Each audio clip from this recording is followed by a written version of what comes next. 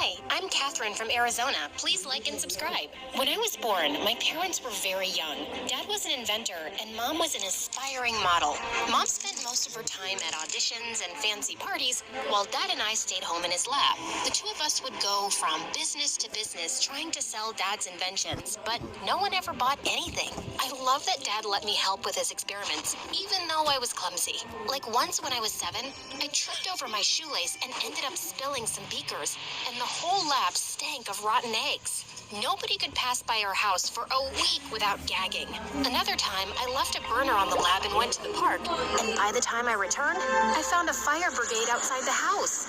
Mom was furious when she came home, but Dad always had my back. He was the sweetest, but Mom fought with him over everything, especially the fact that he didn't make enough money. And then one day, Mom just left with her new friend.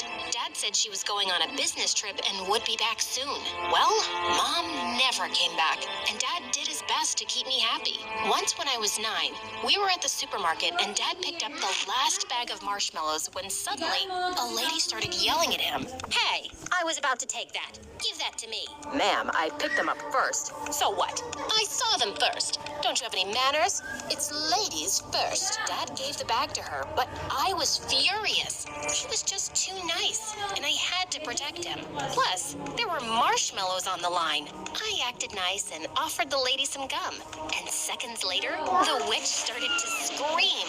It was a spicy gum that made your mouth feel like it's on fire for 10 hours. One of my favorite inventions. Dad and I kept working together, and by the time I was 12, we had developed something spectacular. He sold our invention to a huge corporation, and overnight, we became millionaires. We moved into a huge house, and Dad started his own company. But I couldn't help noticing that sometimes he was really sad. "What's wrong, Dad?"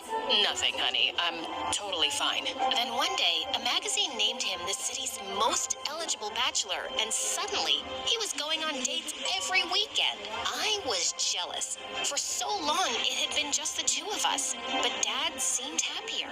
Dad had always homeschooled me, but now he was too busy. So I started school for the first time in 9th grade. We had a test in science class soon, and I turned in my exam in 5 minutes and got all the answers right. My teacher, Mr. Johnson, swore I cheated. I didn't cheat. I studied the chapter last night. I stood up and recited everything from the chapter word for word. Mr. Johnson was stunned and immediately apologized. After that, he was much nicer to me and even asked me to assist in class. Soon, I was even tutoring kids after school, and people called me a genius. Everyone loved me, except for a kid named Gabe. Gabe and I had competed against each other on the school's debate team. Every time I came in first, and he came in second. Later that year, Gabe and I competed in the science fair. The teachers were really impressed with Gabe's project. That is, until they saw mine. I won first place, and Gabe came in second. You think you're so awesome, don't you? Well, you're not. Things are just easy for spoiled brats like you. Excuse me? You heard me. You're a billionaire's daughter. You have everything handed to you.